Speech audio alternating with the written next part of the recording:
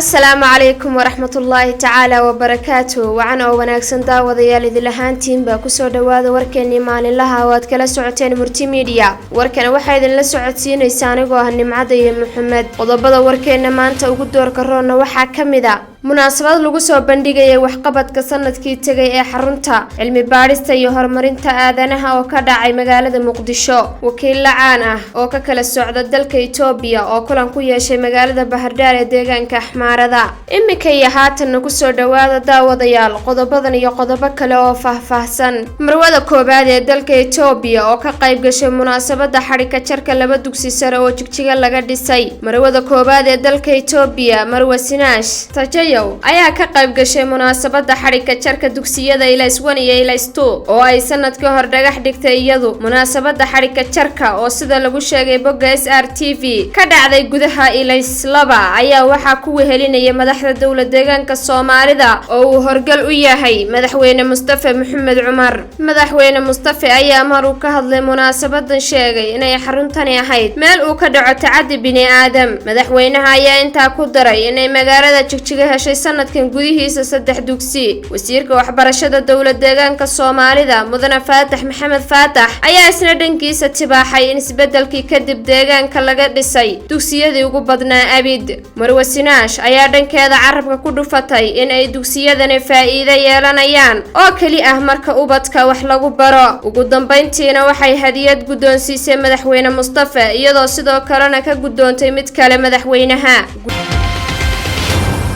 guddiga wasiirada oo darsaya ka jawaabida xaaladda degdega ah ee deegaanka Tigray xarunta isku dubaridka xaaladaha degdega ah ee dalka oo ah guddi ka kooban gole wasiiro oo kala duwan ayaa booqday caasimada Maqale ee deegaanka Tigray guddigan oo ay gudoomiye ka tahay Marwo Mufriyaad Kaamil wasiirka wasaaradda nabadda ee dalka kana kooban 12 wasiir ayaa tagay magaalada Maqale iyagoo u kuurgalaya arrimaha xaaladda degdega ah iyo hirgelinta sharciga iyo kala dambeynta guddiga wasiirada ay wehelinayaan maamulka ku meel gaarka ah ee deegaanka Tigray ayaa beeqaaqay habu socodka qaybinta caawimaadda bini'aadanimo guddigan ayaa sidoo kale qiimeeyay arrimaha caafimaadka adeegyada bulshada iyo dib u soo kabashada guud ee deegaanka Tigray waa sida laga soo xigtay wasaaradda nabadda ee 4 bishii November ayay ahayd markii ra'iisul wasaare Abiy Ahmed iclaamiyay in ay ciidamada militariga tallaabo qaadaan kadib markii ay madaxda TPLF iyo maleeshiya taabacsan weerar ku soo qaadeen xarunta taliska ciidanka waqooyiga dalka ee magaalada Maqale dagaalkaas oo sababay barakac 100,000 oo qof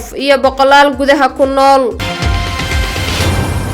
wakiil lacaan ah oo ka kala socda dalka Itoobiya oo kulan ku yeeshay magaalada Bahardar ee deegaanka Axmaarada wakiilada mujtamaca oo ka kala yimid meelo kala duwan oo gudaha dalka Itoobiya ah ayaa ka fakaraya kana doodaya qodobo quseeya arrimaha qaranka Itoobiya oo ay ku jiraan waxyaabihii tognaa iyo wixii tabnaa ee isbedelka iyo dhismaha dimuqraadiyadda dalka Itoobiya wadaxaajoodkana ay ka soo qayb galeen madaxda diimaha odayaal dad caan ah aqoon-yahano activistayaal iyo qoraayo iyo qaar kale oo badan ayaa hal ku dhag looga dhigay nidaamka siyaasadda dimuqraadiyadda iyo deganaanshaha iyadoo la ilaalinayo dhismaha isbedelka iyo xiriirka bulshada ka dhaxeeya wadaxaajoodkan ayaa la filayaa inay ka soo baxaan qodobo kuwaas oo muwaadiniinta ka saacidi doona inay si firfircooni leh uga qayb qaataan arrimaha siyaasadda ee dalka Professor Daniel Kitaw oo jaamacadda Addis Ababa ka dhiga cilmiga siyaasadda ayaa yiri markii uu ka hadlayay furitaanka shirkan kulankan ayaa laga sugayaa inay ka soo baxaan qodobo kor u qaadaya midnimada iyadoo kala duwanaanshaha la ilaalinayo